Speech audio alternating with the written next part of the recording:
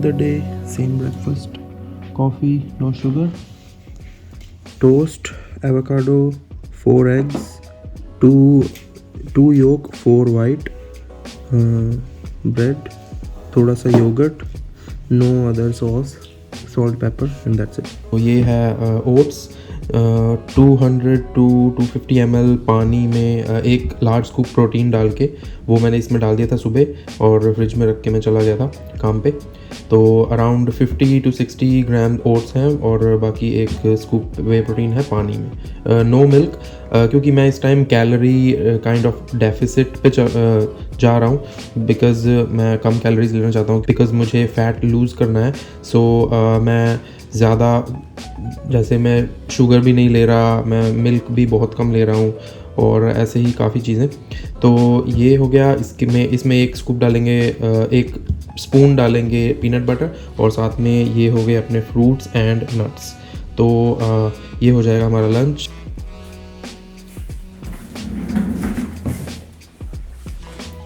Hello everybody, welcome to gym Asna.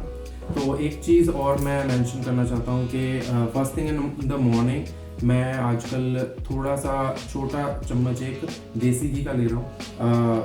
It helps clear out all the toxins in your body, in your digestive system. Actually बिना brush किए recommend किया जाता है काफ़ी. सुबह first thing in the morning एक छोटा चम्मच देसी घी और उसके बाद ग्रीन टी. आप कॉफ़ी में भी डाल के ले सकते हो देसी घी. आजकल लोग देसी घी की कॉफ़ी बना रहे हैं देसी घी डाल के, तो वो भी काफ़ी ट्रेंड में है आजकल और it has very good health benefits.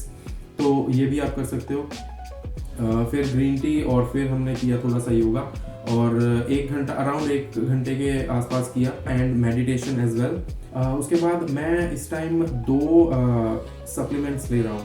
One is whey protein, as you all know. सबको पता ही है वे प्रोटीन, कोई भी जिम जाता है वे प्रोटीन तो लेता ही लेता है ना. Second thing is creatine. Way protein जितना ही इम्पॉर्टेंट सप्लीमेंट है, क्रिएटिन आपकी बॉडी खुद नहीं बनाती और आपको उसके बहुत ही अच्छे मसल गेन बेनिफिट्स हैं. अगर आपको मसल गेन करना है, जिम जाते हो, आपको हैवी लिफ्टिंग थोड़ी करनी है, तो creatine is a really good supplement. आप वो ले सकते हो विद वे प्रोटीन. आप जिम के बाद वे प्रोटीन में मिक्स करके ले लो. मैं सुबह ओट्स में डाल के, सुबह नहीं दोपहर को ओट्स में मिक्स करके ले लेता हूँ. ओट्स, फ्रूट्स, नट्स ये खाता हूँ मैं दोपहर को, तो वो मैं उसमें मिक्स करके ले लेता हूँ. So coming to the gym, आज हमने चेस्ट और ट्राइसेप ट्रेन की. चेस्ट के 3 पार्ट होते हैं, अप, मिड एंड लो. तो मैंने तीनों की 2-2 एक्सरसाइजेस की. तो पहले हमने जाके स्ट्रेचिंग की थोड़ी. तो आज चेस्ट डे था तो मैंने मोस्टली जो स्ट्रेचिंग थी चेस्ट की ही की. चेस्ट, ट्राइसेप की और आर्म्स की थोड़ी स्ट्रेचिंग की और लेग्स की तो मैं करता ही करता हूँ स्ट्रेचिंग जब भी जाता हूँ जिम. तो स्ट्रेचिंग इज़ रियली इंपॉर्टेंट. आप ज़्यादा वल्नरेबल होते हो. चाहे आप 1 घंटे के लिए जिम जाओ, 15 मिनट स्ट्रेचिंग को दो. 10 से 15 मिनट स्ट्रेचिंग को आपको देना ही देना. फर्स्ट एक्सरसाइज स्ट्रेचिंग के बाद जो हमने की वो थी मशीन पे अपर चेस्ट के लिए, एज यू कैन सी. तो आपकी मूवमेंट अपवर्ड होती है हमेशा इसमें, ताकि आपका जो ज़्यादा इफेक्ट है अपर चेस्ट पे आए. उसके बाद हमने डंबल्स के साथ सेकंड एक्सरसाइज की जो कि अपर चेस्ट के लिए थी. Incline dumbbell press. इंक्लाइन आपको थोड़ा ज्यादा रखना है, लाइक जितना फ्लैट होता है ना, जैसे ये फ्लैट है, फ्लैट से ऐसे इतना अराउंड 45 डिग्रीज पे रखना है. 45 डिग्रीज, अगर उससे थोड़ा कम भी रखोगे तो चलेगा, लेकिन आप अगर 90 से थोड़ा इतना रखोगे तो वो आपका इफेक्ट जो है ना, वो आपको इफेक्ट देगा आपके शोल्डर्स पे ज्यादा. तो इसलिए आपको 90, जैसे ये 90 है, इससे आप इतना कम नहीं, इससे 45 तक रखो. 45 या उससे थोड़ा लो भी रखोगे तो चलेगा, लेकिन 45 तक तो रखना ही रखना है. उसके बाद हमने मशीन पे ही चेस्ट प्रेस लगाए फॉर द मिडल सेक्शन, और आप ओवरऑल सारी का भी कह सकते हो, क्योंकि जब हम मिडल सेक्शन को ट्रेन करते हैं तो हमारी अपर और लोअर भी थोड़ी ट्रेन हो ही रही होती है. तो मिडल सेक्शन के लिए हमने चेस्ट प्रेस लगाए मशीन पे, इस पे. तो आज मैंने बेंच प्रेस नहीं किया. इतने टाइम के बाद मैं फर्स्ट टाइम ही कर रहा था चेस्ट ट्रेन, तो मुझे थोड़ा सा उतना कॉन्फिडेंट फील नहीं हो रहा था to go for the bench press. तो इसलिए मैंने बेंच प्रेस नहीं किया आज. मशीन से ही किया अपर मिडल चेस्ट का. आधी मैंने मशीन से यूज़ की। तो इसके बाद हमने जो नेक्स्ट एक्सरसाइज की वो की फ्लाई। तो फ्लाई में एक बहुत ही अच्छा इफेक्ट आता है आपकी मिडल चेस्ट पे। जब आप प्रेस करते हो तो आपकी काइंड ऑफ एक मूवमेंट आइसोलेटेड होती है, लेकिन फ्लाई जो होती है ना, फ्लाई में आपके पास रेंज ऑफ मोशन बहुत ज़्यादा है और आपकी जो चेस्ट होती है ना फुल खुलती है और फिर फुल बंद होती है। तो इसमें आप फिर भी थोड़ा बहुत रह सकते हो स्ट्रेच के मामले में मसल के, लेकिन जब आप इसको करते हो तो आप बहुत ही ज़्यादा अच्छा स्ट्रेच लेते हो अपने मसल में। तो इसलिए फ्लाई ऑलवेज रिकमेंडेड। आप डंबल से करो या मशीन से करो, जैसे कि आप देख सकते हो मैंने यहाँ मशीन पे किया है। उसके बाद हम आ जाते हैं लोअर चेस्ट पे। लोअर चेस्ट की एक्सरसाइज मैंने देखा है बहुत लोग नहीं करते, मिस कर देते हैं उसको, बिल्कुल ही नहीं करते। हाँ, जब आप लोअर चेस्ट की एक्सरसाइज करते हो तो आपकी ये जो शेप है ना नीचे वाली चेस्ट की, बहुत बढ़िया निकल के आती है। एंड जो आप कहते हो ना मैन बूब्स होते हैं कुछ लोगों के, वो उनकी चेस्ट थोड़ी लटकी हुई होती है। तो सबसे इफेक्टिव तरीका है to get rid of man boobs कि आप लोअर चेस्ट की एक्सरसाइज करो ही करो हमेशा। तो फर्स्टली हमने केबल के साथ ये केबल फ्लाइज की चेस्ट के लिए। इसमें एक चीज़ देखने वाली है, अगर आप देखोगे तो ये जो मैंने पहले आपको दिखाया, इसमें आपको ऐसे नहीं करना। ये वाला जो है ना, ये वाला इस तरीके से आर्म्स को नहीं लाना, इससे आपका बहुत ज़्यादा जोर शोल्डर्स पे जाता है। तो आपको नीचे से बॉटम से लेके आना है, जैसे ये देख रहे हो अभी, ऐसे इस तरीके से, ऐसे नहीं करना, ये ऐसे, ये वाला जो मोशन है ये आपकी लोअर चेस्ट को ट्रेन करेगा काफ़ी इफेक्टिवली। तो उसके बाद हमने ये एक्सरसाइज की। इसमें आप ट्राइसेप को भी ट्रेन कर सकते हो। अगर आप सीधा रहोगे, ऐसे सीधा चेस्ट बाहर निकाल के रखोगे तो आप ट्राइसेप को ट्रेन करोगे, लेकिन अगर आप चेस्ट को अंदर कर दोगे और काइंड ऑफ जितना पैरेलल हो सके, ग्राउंड से पैरेलल होने की कोशिश करोगे, उतना ज़्यादा आप अपनी लोअर चेस्ट पे आओगे। हमारी 6 एक्सरसाइज हो गई चेस्ट की। अब हम ट्राइसेप पे जाएंगे। और ट्राइसेप के भी 3 पार्ट होते हैं, एक होता है लैटरल और एक होता है मिड और एक होता है long head. So lateral is ये वाला जो आपको दिखता है सबसे ज़्यादा यहाँ पे, जो एक कट दिखता है, ये लैटरल होता है। और इधर होता है मिड और इसके सबसे पीछे होता है यहाँ पे लॉन्ग हेड।